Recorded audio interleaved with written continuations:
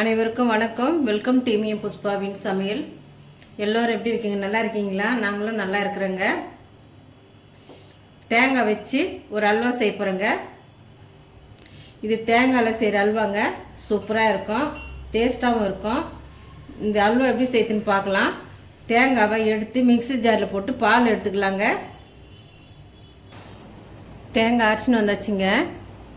இந்த வடிகட்டியில் வடிகட்டிக்கலாம். தேங்காவை இந்த வடிகட்டையில் வடிகட்டிக்கலாம்.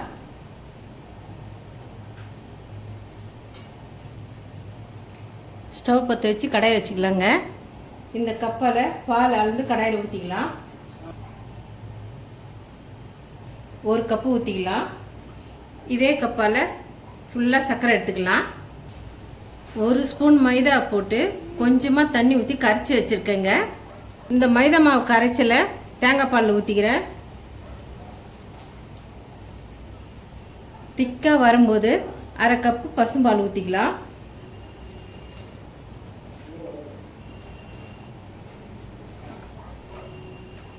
ஒரு 2 ஏலக்காய் நசுக்கி தூள் பண்ணதை போட்டுக்கலாம்.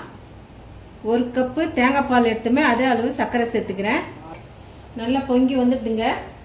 சூடு பண்ணி வச்சுருக்க நெய் ஊற்றிக்கலாம். கொஞ்சம் கொஞ்சமாக நெய் ஊற்றி கிண்டி விட்டுன்னே இருக்கலாங்க.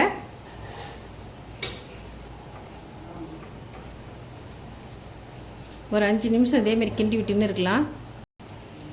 பாதாம் எடுத்து துருவி வச்சுருக்கிறேன். பாதாம் துருவலை அல்வாவில் சேர்த்துக்கிறேன்.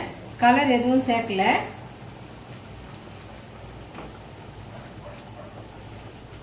தேங்காய் பால் அல்வா ரெடி ஆகிடுதுங்க. இது மாதிரி பபிள்ஸ் வருது. இப்போ ஸ்டவ் ஆஃப் பண்ணி இறக்கிடலாங்க. நெய் தடவின தட்டில் அல்வா ஊற்றிக்கலாம். தட்டில் ஊற்றிக்கலாங்க.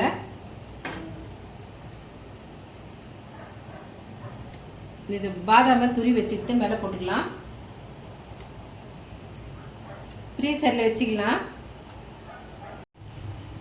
ஃப்ரீசரில் வச்சு நல்லா சில்லுன்னு ஆறிடுதுங்க. தேங்காய் பால் அல்வா ரெடி ஆகிடுதுங்க. ரொம்ப டேஸ்ட்டாக இருக்கும். இந்த ரெசிபி உங்களுக்கு பிடிச்சிருந்தா நம்ம சேனலை சப்போர்ட் பண்ணி லைக் பண்ணுங்கள், ஷேர் பண்ணுங்கள், கமெண்ட் பண்ணுங்கள், சப்ஸ்கிரைப் பண்ணுங்கள். மறக்காமல் பக்கத்தில் இருக்க பெல் பட்டனையும் கிளிக் பண்ணிவிடுங்க. தேங்க்யூ.